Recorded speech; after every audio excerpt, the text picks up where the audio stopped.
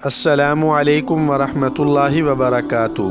محترم ناظرین، مدینہ منورہ کا نام مبارک سن کر ہر مسلمان کا دل کھل اٹھتا ہے اور تمام مسلمانوں کو مدینہ منورہ سے محبت ہوتی ہے، مگر آج ہم ایک ایسا واقعہ ذکر کر رہے ہیں کہ جسے سن کر آپ کے آنسو جاری ہو جائیں گے اور ایمان تازہ ہو جائے گا۔ مولانا ظفر احمد عثمانی ایسے دور میں ہندوستان سے حج کرنے کے لیے حجاز مقدس گئے تھے جب لوگ بحری جہازوں میں سفر کر کے حج کا فریضہ ادا کرنے جاتے تھے۔ واپسی پر انہوں نے یہ واقعہ قلم بند کیا۔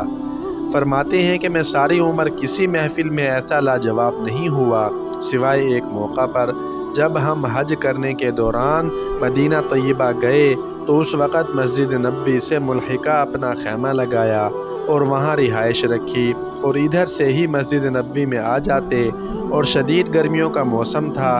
جب ہم تمام حاجی اکٹھے ہو کر شام کا کھانا کھاتے تو اس وقت وہاں سے گرم موسم کی وجہ سے تربوز خرید لیتے اور کھانے کے بعد اسے کھاتے اور اس کے چھلکے باہر پھینک دیتے۔ اس دوران ہم نے کیا دیکھا کہ ایک 7-8 سالہ بچہ آتا اور چھلکوں کے ڈھیر میں سے چھلکے اٹھاتا، جو ہلکی سرخی مائل گری رہ جاتی اسے کریت کریت کر کھا لیتا۔ جب یہ معمول 2 روز تک دیکھا تو میں نے پیار سے اس بچے سے پوچھ لیا کہ بیٹے تم ایسا کیوں کرتے ہو؟ تو بچے نے کہا کہ میں ایک یتیم بچہ ہوں، میرے والد فوت ہو چکے ہیں، میری والدہ نے عقد ثانی کر لیا ہے، گھر میں غربت اور فاقے ہیں، میں مدینے کا بچہ ہوں اور میزبان ہونے کی حیثیت سے مہمانوں سے مانگتے شرم آتی ہے، لہٰذا میں اس بچی کھچی گری سے پیٹ بھر لیتا ہوں۔ مولانا لکھتے ہیں کہ مدینے کے بچے کی اس فہم و فراست نے ہمارے رونگٹے کھڑے کر دیے، آنکھیں آنسوؤں سے بھیگ گئیں۔ بچے سے کہا کہ بیٹا اگر آپ مناسب سمجھو تو آپ ہمارے ساتھ آ کر کھانا کھا لیا کرو۔ بچہ انکاری تھا، مگر ہمارے پیار بھرے بھرپور اصرار پر ہاں کر دی۔ مدینے کا یہ بچہ روز آ جاتا، ہمارے ساتھ کھانا کھاتا، آہستہ آہستہ شناسائی بڑھتی گئی، بچے سے انس و محبت پروان چڑھا تو میں نے بچے کو پیشکش کر دی کہ بیٹا آپ میرے ساتھ ہندوستان آ جاؤ، میں وہاں آپ کو درس میں رکھ کر پڑھاؤں گا، کالج اور یونیورسٹی کی سطح تک آپ کی تعلیم کا بندوبست کروں گا۔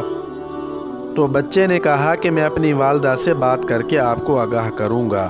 جب ہماری واپسی کا وقت آ گیا تو وہ بچہ اپنی والدہ سے اجازت لے کر سامان سفر باندھ کر آ گیا۔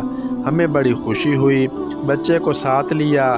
بچہ قافلے کے ہمراہ چل رہا تھا تو دوران سفر میرے ساتھ محو گفتگو تھا، سوال کر رہا تھا کہ چچا جی وہاں ہندوستان میں سکول اچھے ہیں؟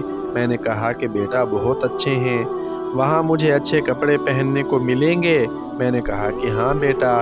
اس نے پوچھا کہ مجھے وہاں فٹ بال کھیلنے کے گراؤنڈ میسر آئیں گے؟ جی ہاں بیٹا، ہندوستان میں فٹ بال کھیلا جاتا ہے۔ بچے نے کہا کہ مجھے وہاں طرح طرح کے معیاری کھانے اور اچھی رہائش ملے گی؟ میں نے کہا کہ کیوں نہیں بیٹا، یہ سب سہولتیں آپ کو ملیں گی۔ اس دوران چلتے چلتے سامنے گنبد خضرا نظر آ گیا۔ بچے کی نظر پڑی تو سوال کر دیا کہ چچا جی یہ سامنے والا گنبد بھی وہاں ملے گا نا؟ میرے پاؤں سے زمین نکل گئی۔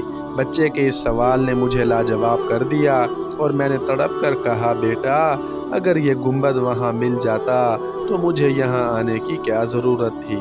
بچے نے میرا جواب سنا تو اپنا ہاتھ چھڑایا اور کہا چچا جی مفلسی، بے وسی اور یتیمی قبول ہے، مگر گنبد والے کا دامن چھوڑنا کسی صورت گوارا نہیں، میں مدینے کو نہیں چھوڑ سکتا۔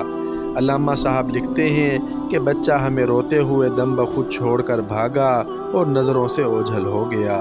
علامہ صاحب باقی ماندہ زندگی یہ واقعہ لوگوں کو سنا سنا کر روتے رہے، صلی اللہ علیہ وآلہ وسلم۔